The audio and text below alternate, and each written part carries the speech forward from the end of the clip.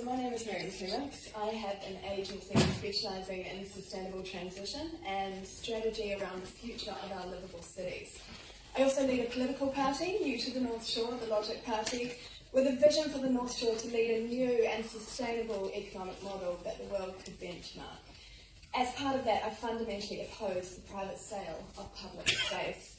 That is, I support the change of use, conditional on retaining public ownership, and with clear limits on the mixed-use plans where at least 60% is kept for open space use. Related to this hearing, within my agency I represent Indigenous leaders of the Amazon rainforest to the United Nations and the International Criminal Court, where they also have the right to consultation with industrialists who are attempting to contaminate and destroy their land. While the consultation process is guaranteed, there is no legal requirement to oblige the people's opposition. The developments always go ahead as planned. It's a moot exercise to go through the motions. It's always disingenuous. So you'll forgive me for taking a cynical position today, as I expect the consultation process here may be much the same. I also wonder, Madam Chair, is it you, Sharon and Ross, who all voted to sell our land in 2016? We're not here to answer questions, answer actual questions. Okay, so I would propose that if it indeed was you who voted to sell our land, then there is a conflict of interest here in your judgment, and if this was a court of law, which I accept it's not, I would move that you recuse yourself from presiding over the proceedings to hear the opponent's view.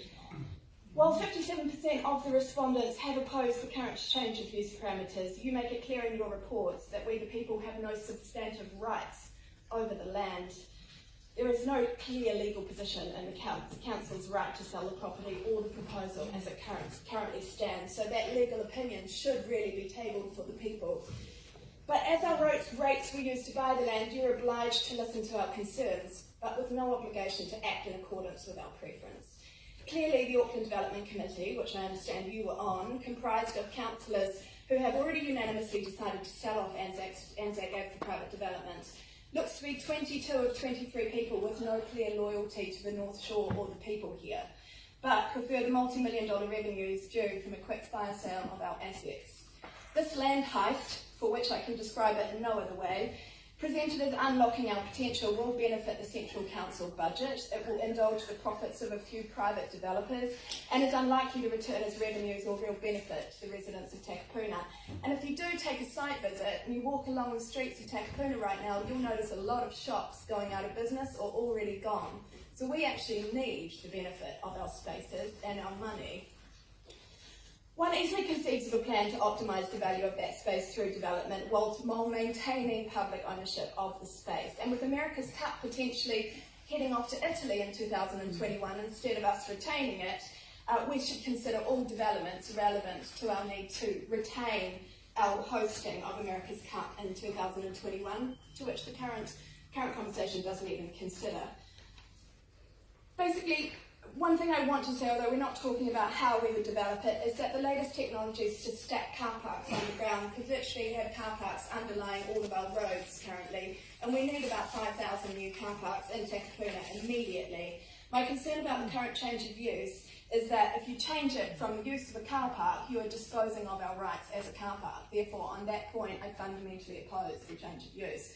Any change of use must protect the right to have car parks in that space. I could go on, protecting the ground level for the markets, perhaps even weekday markets, new council-owned sustainable apartments, council-built to boost the economy and the population. We could even financially leverage the land to afford our own development without selling it to private developers. In fact, this is another subject, but the North Shore could issue its own digital public credit, interest-free and debt-free, to afford the developments, the car parks and everything else without risk of inflation. That's another story, but I'd be happy to bring some of the world's leading economists in to talk about how that's achievable now. I hate to see a deficiency in our economic intellect selling off our future. I want to address my fundamental legal concern about your proposal. POPs, the acronym for Privately Owned Public Spaces, are increasingly dangerous, and while appearing to be of public use, new private owners have regulatory powers to prohibit, impede, or enforce the conduct of private citizens. Private property owners can expel people at any time for any reason or for no reason at all. These spaces can be regulated by trespass laws and policed by private security forces. The consequence of their potential control over us eating our lunch on a privately owned faux public park bench intensely affects our personal psyche.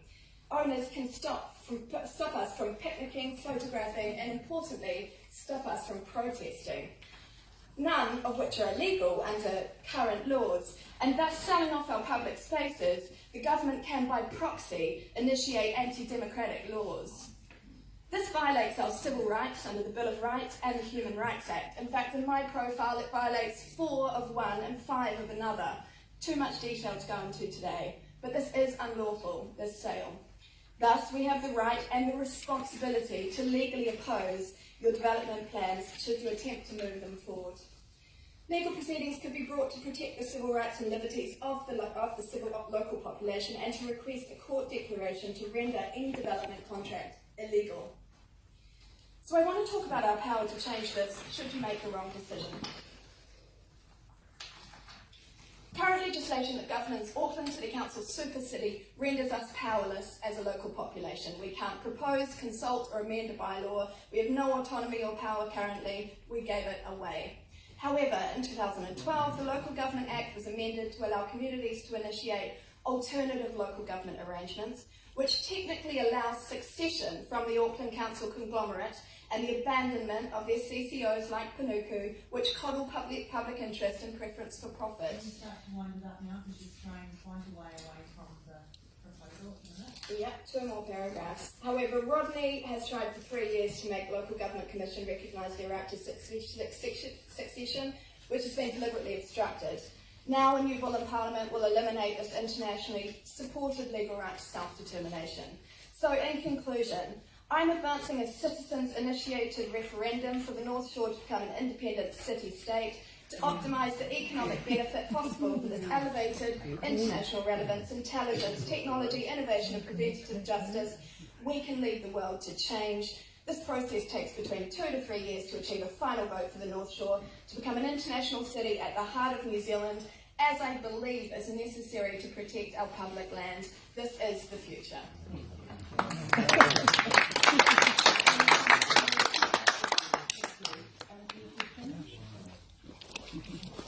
So you don't want to take questions? I'm happy to take questions. My question is, in one part you said you support change. You support change of use condition on public ownership, but then you said you oppose change to keyless car parking. So I'm very unclear about what you really want. Well, I made that clear. If the change of use, as the current plan stands, deletes the car parking on that space, then I unconditionally oppose it. But if the change of use retains that use as car parks included in the change, then it would be fine. So to be clear, change of use to mixed use would allow car parking. Except the current proposal that you've published, that we're discussing today, does not have any car parking left on that space. Yeah, so no, we're not discussing the proposal. The proposal is to change the use. Every document that we've answered suggests that all car parking will be removed from that space, and I'm saying it cannot be. We can use underground stacking technology to put car parking right through. I'm clear about that what needs is to be clear of your maintained. answer now. So you support it if it's kept in public ownership and car park is retained. And at least 60% of the space is retained for public use. Thank you very much. Open air. Right, Peter Cadmus. Okay, so I had the council submission.